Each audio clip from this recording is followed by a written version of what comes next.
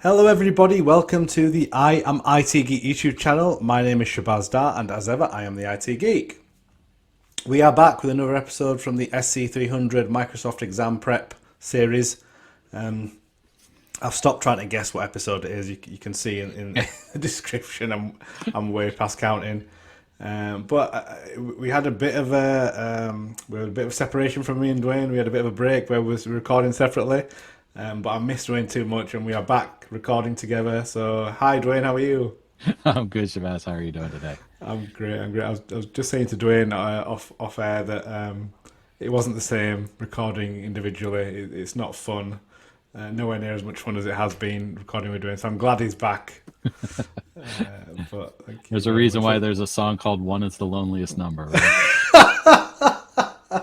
That's amazing. That's so funny. That's so Yeah. true as well.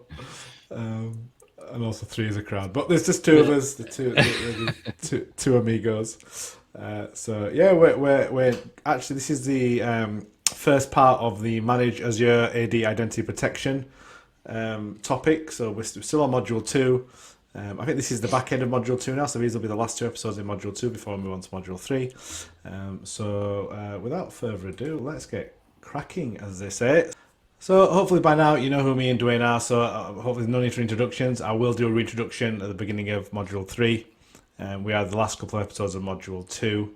As I mentioned, yeah, we're still on Module 2, and this is the implement and authentication and access management solution module. Okay, so just do a little breakdown of what you can expect in this episode. And so this is the Manage Azure AD Identity Protection Part 1. We're going to first talk about implementing and managing a user risk policy. Then we're going to look at the same but with a sign-in risk policy. And have a quick overview of the MFA registration policy and how to implement and manage that. We've got a couple of demos with this episode. So Dwayne's going to talk about configuring Azure AD MFA registration policy and also doing a bit of an overview and looking at user and sign risk policy as well. So let's start talking about implementing and managing a user risk policy at first, okay? So the user risk policy, it detects a probability that a user account has been compromised. And how it does that is by detecting risk events that are atypical of user behavior. Okay, so it's about detecting those strange user sort of behaviors. And again, you'll see the difference between a user risk policy and a sign-in risk policy, hopefully, when we talk about that. So some of the prerequisites around a user risk policy are that the first one being a user must be registered for self-service password reset and MFA. So if your organization wants to allow users to self-remediate when a risk is detected, then users must be registered with both of these. Okay, that's essential. Without that, users are not going to be able to self-remediate. Next prerequisite is you need to enable the combined security information registration experience. And this is recommended. And again, I'm sure this is something, setting you up again, Dwayne, but I'm sure this is something you will touch on in the demo. So it's recommended that you enable that. Allowing users to self-remediate gets them back, to being productive a lot more quickly than having to require to, get an admin involved, get like a ticket and so on. So, enabling that registration experience is definitely recommended. And something else to take into account. I don't know if you're going to bring this up or not, but when we're getting into kind of the back end of this course, we're getting into some of the advanced Azure AD protection services and solutions that require the premium P2 license Correct. of Azure AD. So this is really the first one that we've gotten into that specifically requires Azure AD P2 and cannot and will not be enabled if you only have P1. Conditional access kind of flows in between the both of them, and it kind of flows right into identity protection from that standpoint. And that little comment from Dwayne just shows how much in Zen we are, because that's exactly what I do bring up shortly about the Azure AD Premium Okay. 2. Not in this next slide, but yeah, it is. Yeah, you're correct, 100% correct. The Azure AD Premium 2 is for these sort of, this identity protection. All these elements are all Azure AD P2, so I do mention that. but thank you.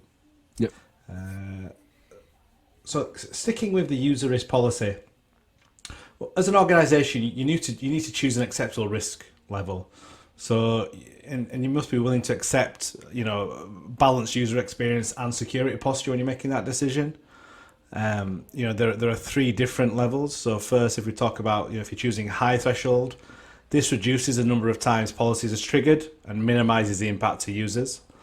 However, when we're talking about, low and medium, it actually excludes low and medium risk detections from the policy, which may not block an attacker from exploiting a compromised identity. So got to be wary of that. Setting a low threshold does introduce additional user interrupts, but it increases your security posture. So again, it's a balancing act, like most things. When you're talking about security, you need to balance, your security posture versus your user experience, and need to make sure you don't kind of overcompensate one rather than the other. Got to be balanced, because if your security posture suffers and users are kind of happy, you got more chance of being hacked or compromised. But on the other side, if you're really, really secure but your users are angry and unhappy, we've mentioned shadow IT and things like that that'll start creeping up. So got to be a balancing act. From a Microsoft perspective, they obviously recommend setting the threshold to high. That user risk policy should be high, and the sign-in risk policy they normally recommend medium and above. But again, recommendations are exactly that. They're recommendations that you have to look at your organization and look at what is best for you rather than what Microsoft say. Don't be angry, Microsoft. Sorry. So a couple of exclusions that I wanted to discuss around the user risk policy. All of the policies allow for excluding users such as your emergency break glass accounts, and these should always be implemented. Again, myself and Dwayne gave examples of when we've needed that, and I think in a couple of demos, Dwayne has shown he's added that break glass account. So always, all your policies must include, exclude some sort of users. And it's up to your organization to kind of decide if they need to exclude other accounts from specific policies. It's all based on how accounts are used as well. There might be a certain account you do want to exclude from an MFA policy or another sign risk policy, and there might be a business need for that. As long as there's a business need for it, and you're willing to take that risk, then the organization needs to decide on that. All exclusions should have regular reviews as well. Just because 1 month an account, there might be something going on, a project going on for a month that requires some exclusion. Once that project finishes, that's no longer required. So regular reviews make sure that that any holes are kind of plugged, and once that business need is removed, then you're doing that review and removing that exclusion. And also, when we talk about trusted network locations, configuring trusted network locations, these are used by identity protection in some risk detections to reduce false positives. So again, it's something to keep in mind when you're looking at your exclusions.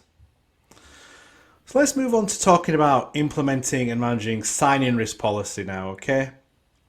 So just a couple of prerequisites that I wanted to touch on.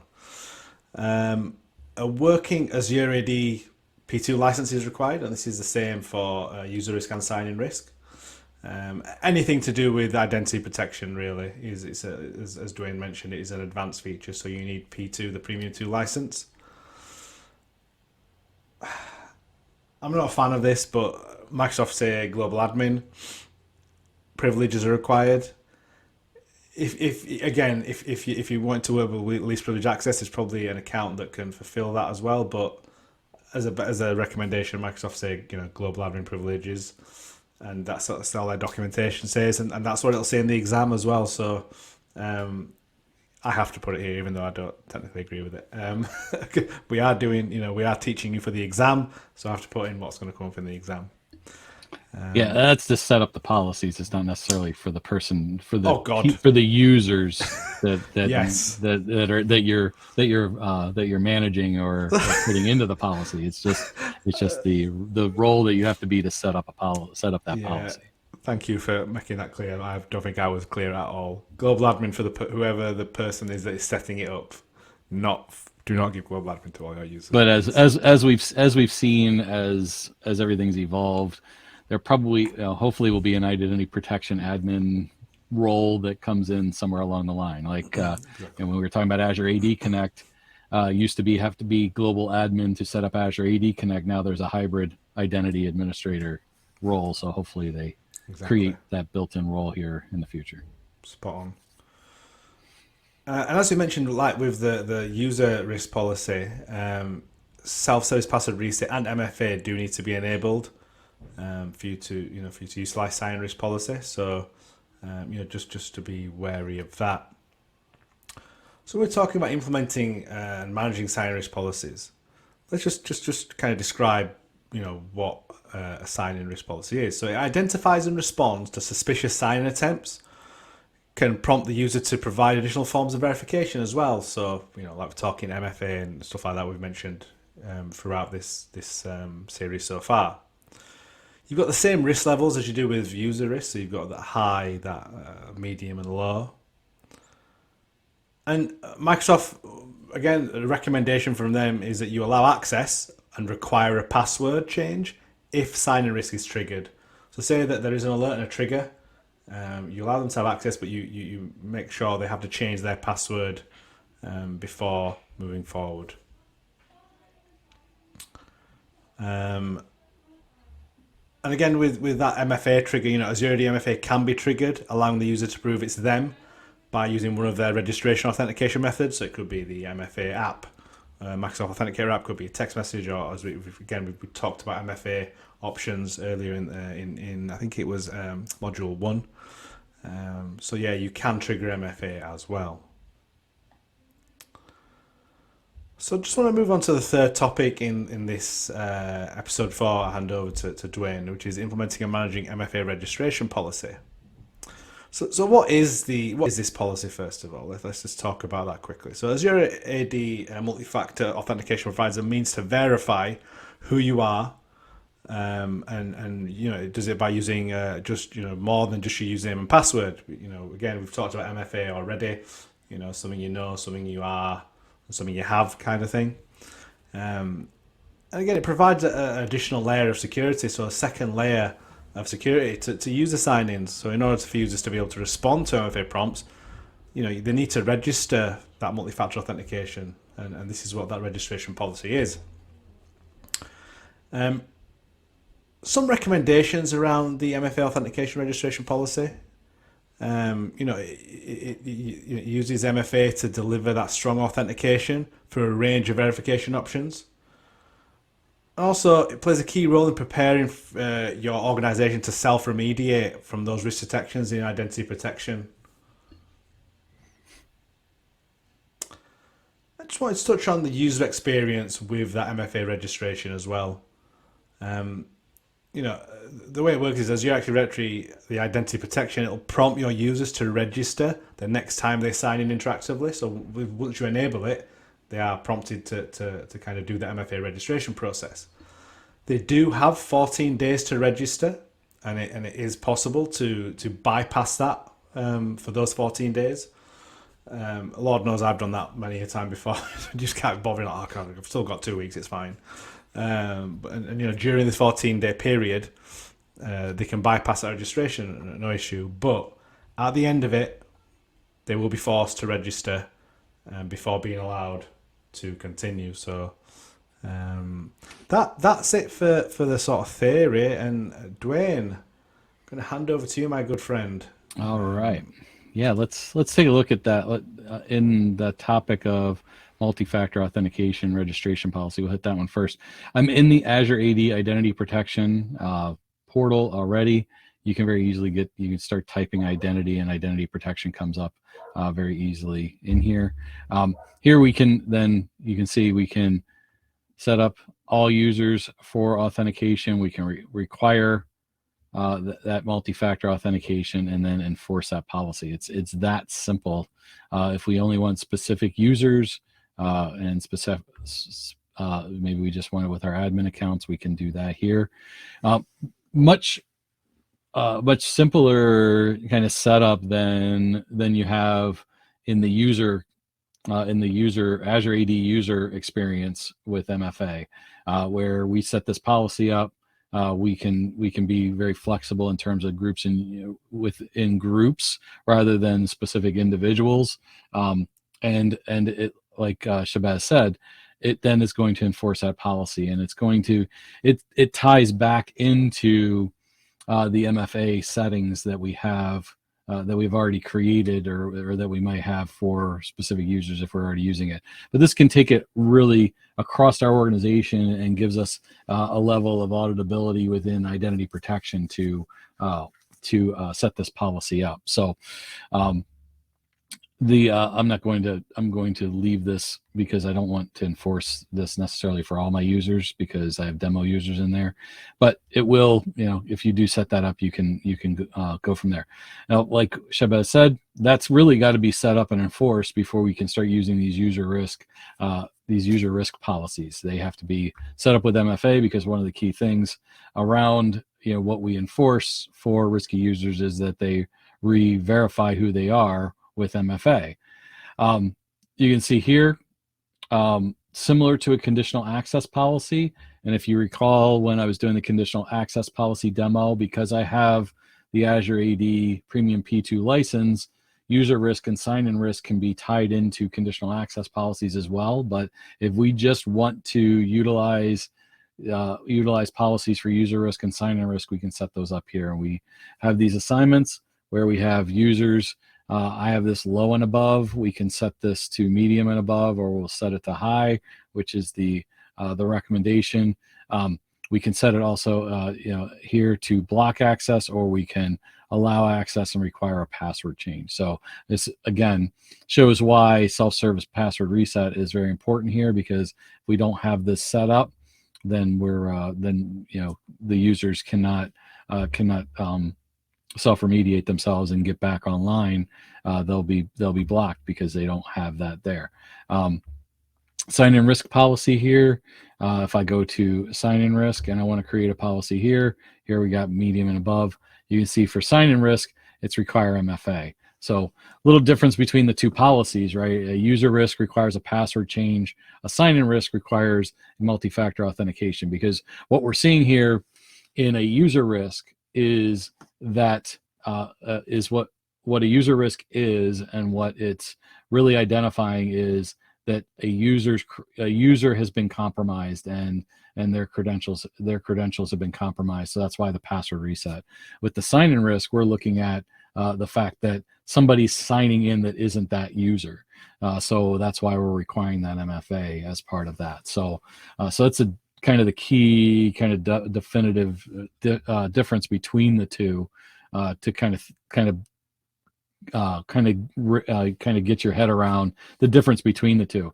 It's kind of gray and kind of difficult sometimes to wrap your head around user risk versus sign-in risk, but those are the key things, and why user risk is a password reset versus sign-in risk being multi-factor authentication. And key to note during the for the exam is to really clearly know the difference between the two and how these policies work, in terms of requiring multi-factor for sign-in risk or requiring password reset for user risk.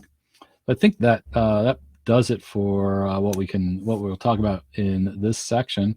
We'll talk about how we can look at and find those potential alerts in the next section of this course.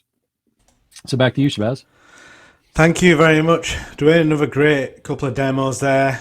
Just to give you a visual around what we've just spoken about, essentially in with the theory. So I do really like this combination they've got going, Dwayne, with the theory followed by the lab. I think it's going to help people really hit home with what we're trying to talk about, and being able to visualize it. So again, thank you very much for that demo. And that does bring us an end to this episode. So this is part 1 of identity protection in Azure AD. So we'll have part 2 for you straight after, if you're following the series. Don't forget to like, comment, and of course subscribe. All our socials are in the description below. That's our Twitter, LinkedIn. The most important link is the link to Dwayne's book, on Amazon, the SC300 exam prep book with Pack. So again, buy that book, follow it while you're following along with this series. They'll complement each other really well. Both Dwayne authored it. I was technical reviewer, so it's just another great project that I worked on with Dwayne. But no, thank you again for your ongoing support. But until next time, thank you and goodbye. Yep, thank you.